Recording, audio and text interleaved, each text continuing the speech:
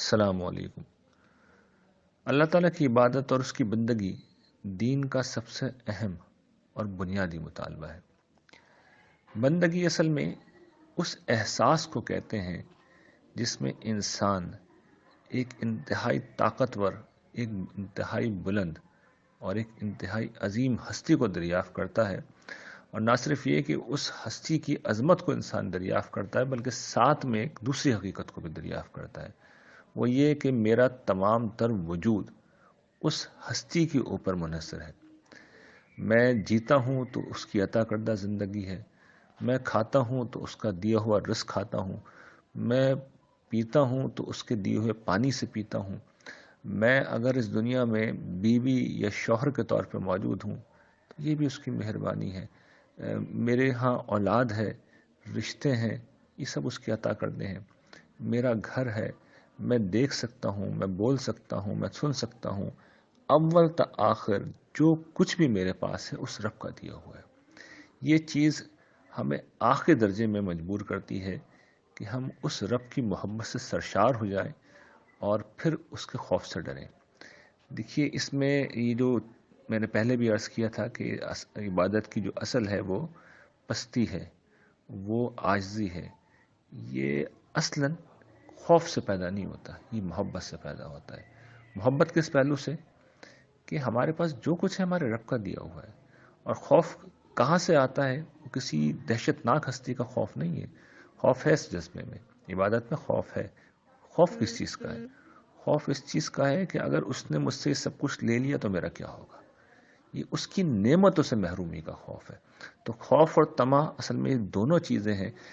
جب یہ ایک اندرونی کیفیت ہمارے اوپر چھاتی ہے اور خارج میں جب اپنا احساس اپنا اظہار کرتی ہے تو احساس ابدیت ہمیشہ پرستش کی شکل میں ظہور کرتا ہے، یعنی ہم اپنے آقا کی حمد کرتے ہیں، اس کی تسبیح کرتے ہیں، اس کی تعریف کرتے ہیں، اس کو راضی کرنا چاہتے ہیں، اس کو خوش کرنا چاہتے ہیں، اس کے لیے اس کے حضور سجدہ کرتے ہیں، اس کا ذکر کرتے ہیں، اس کے حضور ہاتھ باندھ کے کھڑے ہوتے ہیں، نماز کی شکل میں اپنے مال کو اس کی راہ میں خرچ کرنے کی شکل میں اس کی رضا حاصل کرنے کی کوشش کرتے ہیں۔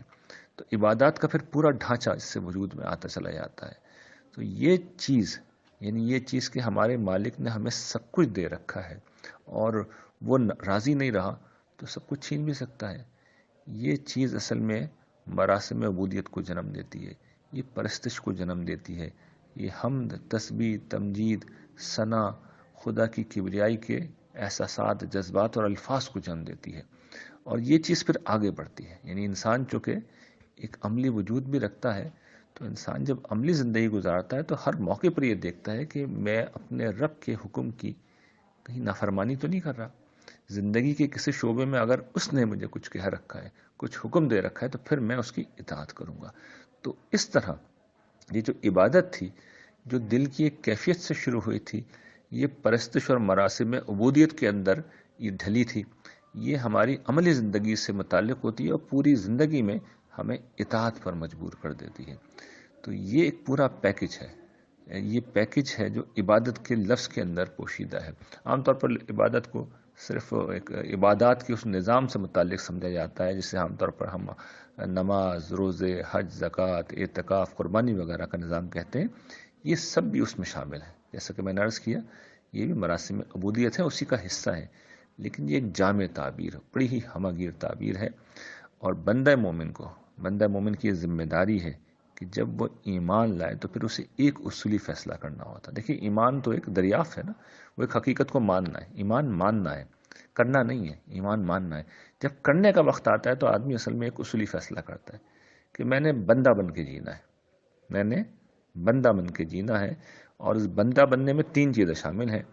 ایک یہ کہ دل و جان سے خوف و طمع میرا میرے رب کے ساتھ وابستہ ہے، اسی سے پایا ہے اور اسی سے چھننے کا اندیشہ ہے، وہی چھننے سے بچا سکتا ہے، یہ دل کی کیفیت ہونی چاہیے۔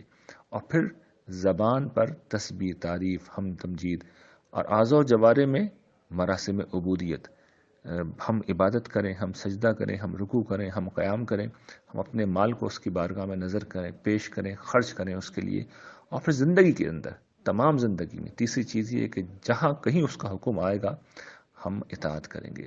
اور ان سب چیزوں میں بنیادی بات یہ ہے کہ جیسا اس نے کہا ہے ویسا ہی کریں گے، نہ کم کریں گے نہ زیادہ کریں گے. یہ بندگی کا وہ پیکج ہے. یہ عزم آپ نے اگر نہیں کیا تو بہت معذرت کے ساتھ کہ ابھی ہم بندے نہیں بنے.